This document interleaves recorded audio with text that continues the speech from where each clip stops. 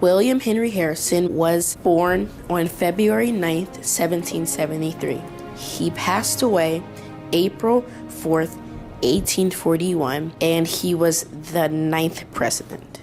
In 1841, everyone thought he died from pneumonia, but pneumonia is an infection that inflames your air sacs in one or both lungs.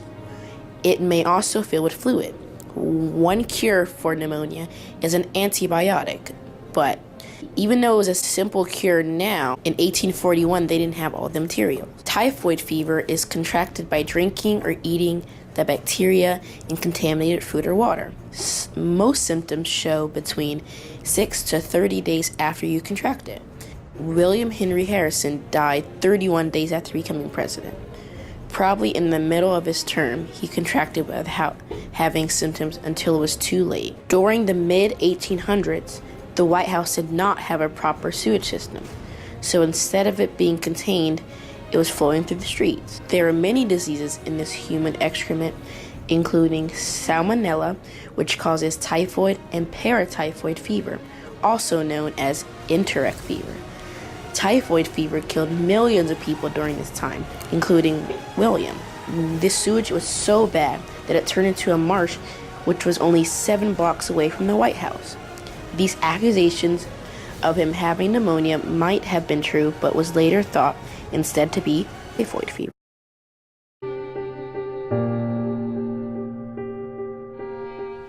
A lot of people have wondered why Mr. Harrison didn't bundle up before his inauguration. He quite famously didn't wear an overcoat, did not wear gloves, did not wear a hat. And while I can't say with certitude why that was, I think there's a couple of factors that led to that decision. The first is that his campaign had really tried to play up his record as a war hero and also sort of as a rugged individual, a man of the people.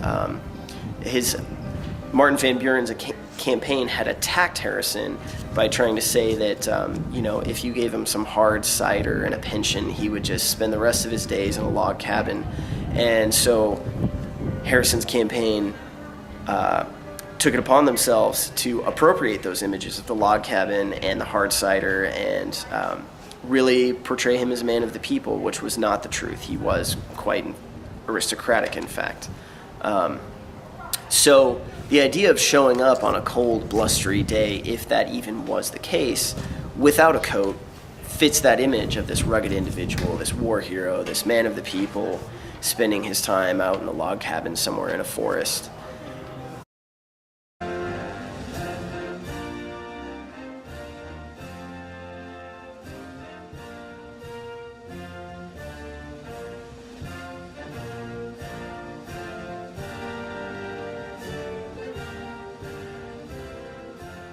Zachary Taylor was born on November 24th, 1784, and he died on July 9th, 1850.